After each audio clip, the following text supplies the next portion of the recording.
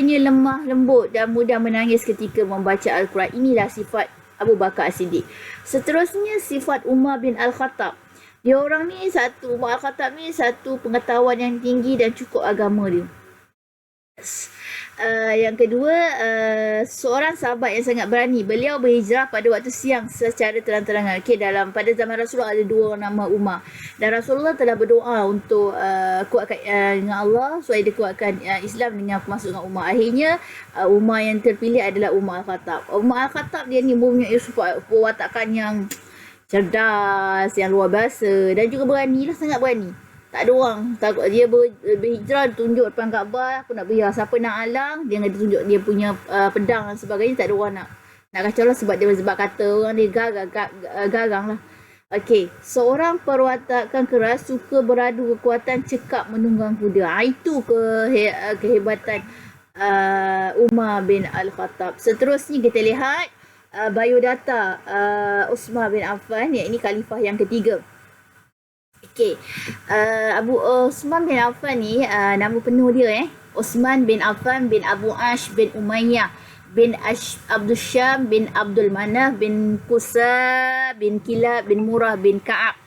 Okey, dia dilahirkan juga di Mekah.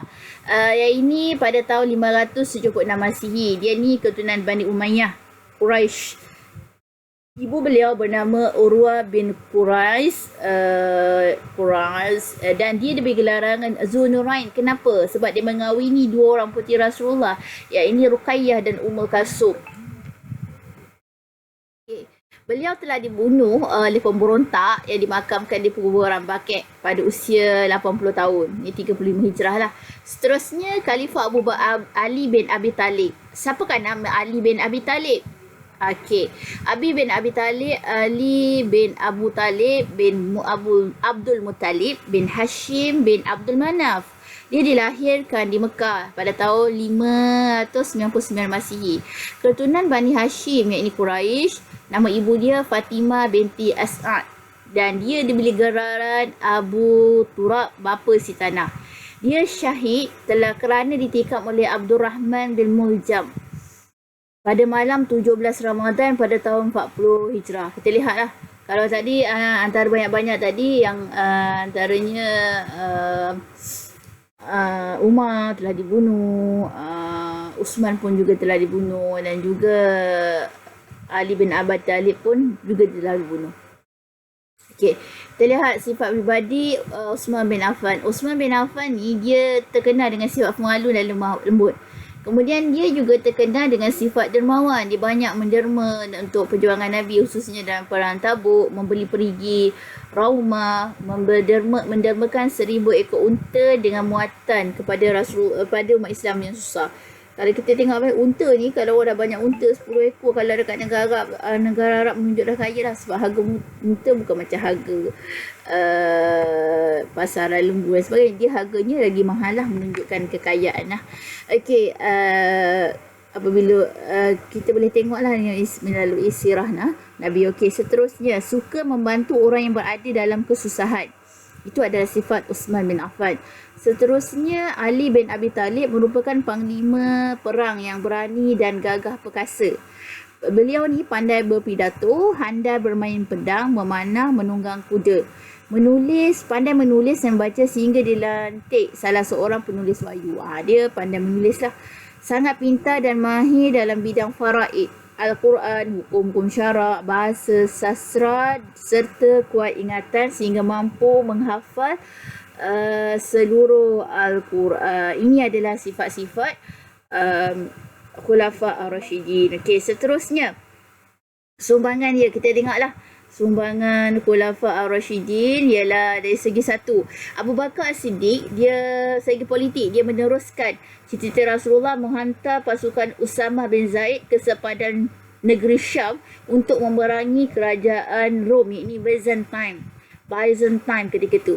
Okey, dan dia juga dari segi aspek agama, dia memerangi golongan yang enggan bayar zakat. Sebab berlaku apabila Rasulullah meninggal, ada ramai yang tak nak bayar zakat, yang murtad dan percaya pada Nabi palsu. Ketika ni dia memerangi golongan-golongan ni lah.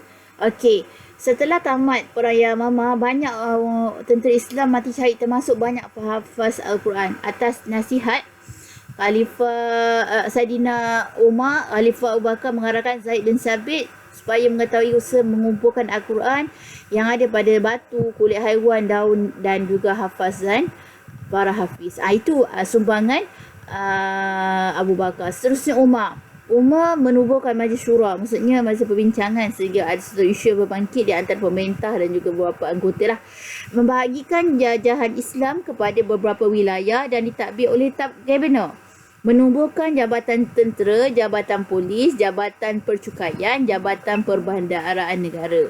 Dari segi sosial, dia menetapkan wang sara hidup kepada rakyat berdasarkan keutamaan dan perjuangan mereka. Ini dibuat oleh Saidina Umar.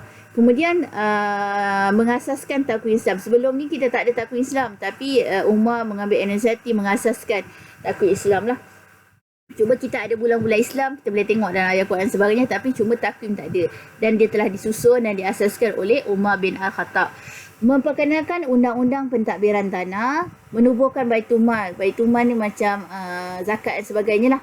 Memperkenalkan pelbagai jenis cukai jizyah, kharaj. Membina terusan dan tali air untuk mengairi kawasan pertanian. Dari segi aspek tentera, dia mengemaskini angkatan tentera dan memberi gaji kepada gubernur dan tentera yang berjuang. Itu sumbangan yang dilakukan oleh Umar Al-Khattab. Seterusnya kita lihat sumbangan yang diberikan oleh Uthman bin Affan dalam